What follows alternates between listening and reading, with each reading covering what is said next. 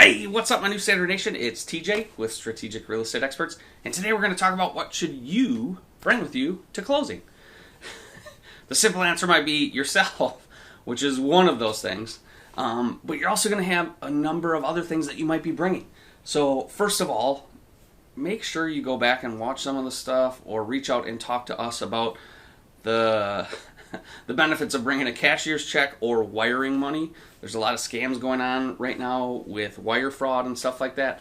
So again, what you're going to bring to closing, you're going to bring yourself and whoever else you're buying with. You need a government issued photo ID that is current. So if your driver's license is expired, you need to bring something else because it has to be a current photo ID. On top of that, I always tell everybody, bring your checkbook in case there's a small little difference. Now, with that said, a day or two before closing, hopefully your lender's reaching out to you and your agent to let you know roughly the amount of the cashier's check you need to bring or wire. And again, if it's a little higher, it's actually okay because the title company can cut you a check back for that difference at the closing table. So again, you need yourself, photo IDs. It's good to bring your checkbook just in case there's any differences, and then your cashier's check, and then you need to come and sometimes, depending on where you are, if you haven't given all the financial documents yet, sometimes we have to bring our insurance binder.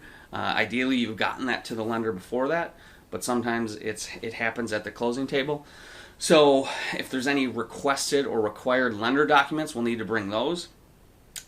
There's things that can come up, obviously, that can kind of derail closings, and sometimes that happens when, maybe you have to sell your house in order to buy this next one. So what if the people don't close on yours? How do we overcome that? What happens if there's a problem during the final walkthrough? These are all things we need to know and understand and have a game plan for. And my goal isn't in this video to talk about all those different things that could happen, but you need to know that unfortunately, right before closing, every once in a while, we have things happen. Like, I've had it happen right at the closing table because we all of a sudden found out that the buyer of our seller's property went and financed a bunch of furniture, and now their debt-to-income ratios were off. So, with that said, please make sure we prepare to have everything we need, but then we have plans in place in case stuff happens. Now, if you're guided through it the right way, as well as the seller being guided through it the right way, hopefully there's no big issues like that where we're not getting to the closing table. But really, the day of closing, typically pretty exciting time. We do our walkthrough, we come to the closing, you bring your check, you get the keys to your house, and you get to move in. Look, if you have more questions about what happens the day of closing, just reach out, 608-576-0044. You can email tj@sreehelp.com. Also, always check out knowbeforeyoubuy.realestate.com. There's a lot of useful information there. If you've been following us long enough, listening to this on the podcast or listening to our videos of this, again, it's about putting you and your family in the best position possible. And to do that, you need to educate yourself. Unfortunately, the standards, if you've heard us talk before, are so low. Most agents are just a little more educated than the average consumer. But when you have somebody that understands what happens from the beginning to the end and even after, and how you pay your mortgage off faster, how you set yourself up with the right lenders, the best home inspectors, how you get the right mortgage based on how long you're going to be in the house and what you plan to do with the house.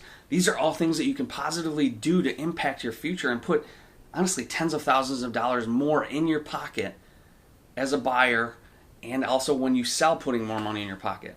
So when you start combining all these little things that you can do, and it's not a big financial thing that you have to do, but having the right team set up so that you make the best decisions for you and your family, that's when you start putting a lot more equity in your pocket. Again, check out knowbeforeyoubuy.realestate.com. Don't forget to raise your standard, and we'll talk to you soon.